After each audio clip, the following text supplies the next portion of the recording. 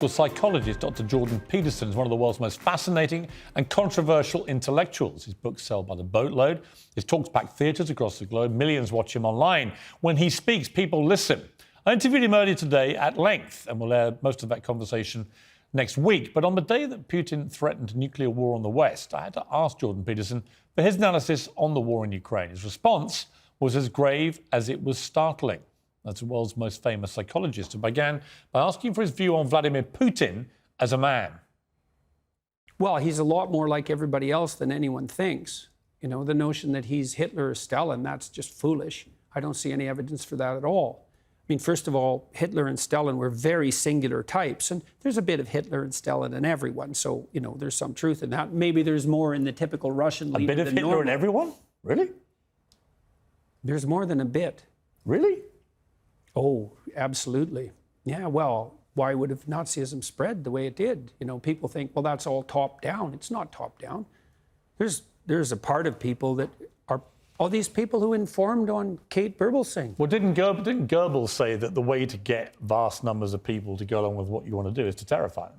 Yeah, you could hold do that. a grip of terror over them. Oh, yeah, but... And in a way, that's what Putin's now doing with the Russian people, where he's going back now into a position of they're all trying to get us, they want to attack us, they want to take us over. He's terrifying his people to rally support for what at the moment is a conflict he has started, which is not going the way he assumed. Well, the most, what would you say, the wisest commentators on totalitarian states, like Solzhenitsyn, and many psychological commentators, Jung was a good example of that, made a very straightforward case that you can't have a totalitarian state unless every single person is willing to lie about everything all the time. And you can think about that as top down because the leaders lie too. And they also enforce punishments if you don't lie. But then you can also think about it, the totalitarian spirit is replicated at every level of the society. And so in a truly totalitarian state, husbands lie to their wives and parents lie to their children. And the totalitarian state is actually the grip of the lie. And so, and people will certainly go along with that. I mean we're seeing that emerge here with cancel culture. It's like lie or else. Yes. It's like, yeah, well. And the Russian people will be bombarded all the time with state media propaganda and will be buying into a lot of what Putin is saying. Yeah. How does this war end, do you think? We're going to find out this winter. Well, I know what I would do in his shoes. I'd wait till the first cold snap and shut off the taps. Right. Well, because of course he's going to do that. He's got the control over the energy. Of course he's going to do that. He's already warned the West with his insistence that maintenance problems were necessary and the pipelines had to be shut down. Do you think he will use a nuclear weapon? If necessary, he'll use a tactical battlefield weapon. Even if it starts World War III? It won't. Probably. Why? Because we wouldn't respond? What's in it for us? If you let him do it and get away with it, where does that end? Then you are into a Hitler analogy. Well, there's a lot. You can get yourself in a situation, no problem, where there's no good outcome. We're trying to do that right now on every front we can possibly imagine. We can easily get ourselves in a situation where it's hell this way and hell that way. That's highly probable. Well, should the Ukrainians give the Russians anything? When I was over there recently interviewing President Zelensky, what I was struck by was everybody I met in Kyiv, the capital city, were utterly resolute. Don't give them an inch of our land. Yeah, well, I can't speak to that because I don't know what the preconditions for peace might be. But I do know that naive notions that the Russians are going to lose somehow, or that we're going to win, I just don't understand. I don't understand that. Well, what do you mean we're going to win? What are we going to win here exactly? Well, I guess a victory would be that the Russians retreated from Ukraine. With Ukraine in ruins. Right.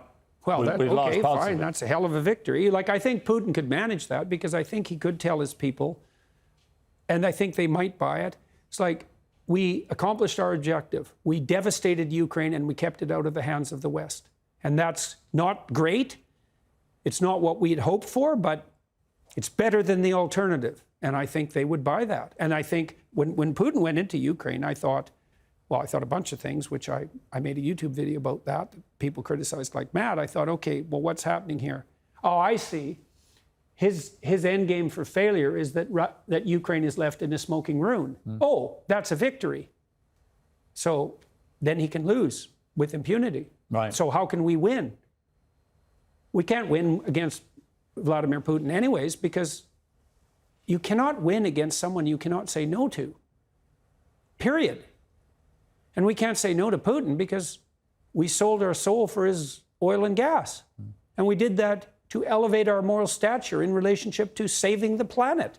And so here we are, facing a very dire winter, hoisted on the petard of our own foolishness and moral presumption. We're saving the planet. We'll see. I don't think so. It doesn't look like it to me. And this is the most catastrophic issue here.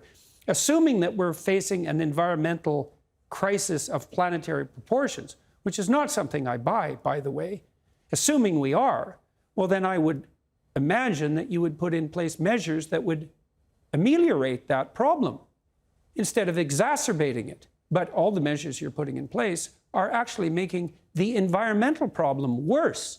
So how is that even vaguely acceptable? And I look at that and I think, oh, I see. It's just like George Orwell said about middle-class socialists 50 years ago. It's not that you love the planet, it's that you hate humanity. So, well, have at her, boys and girls, and we'll see what happens this winter. And it's very terrifying to me. It is. I especially hear it, because your energy prices have gone way out of control, and that's going to hurt a lot of poor people, and certainly around the world as well. The World Bank already estimated that we've put 350 million people into what they call food insecurity. 350 million. That's 3 times as many as the communists managed to kill. Maybe we can manage that in a winter. But the planet has too many people on it anyway, so, that's just poor people.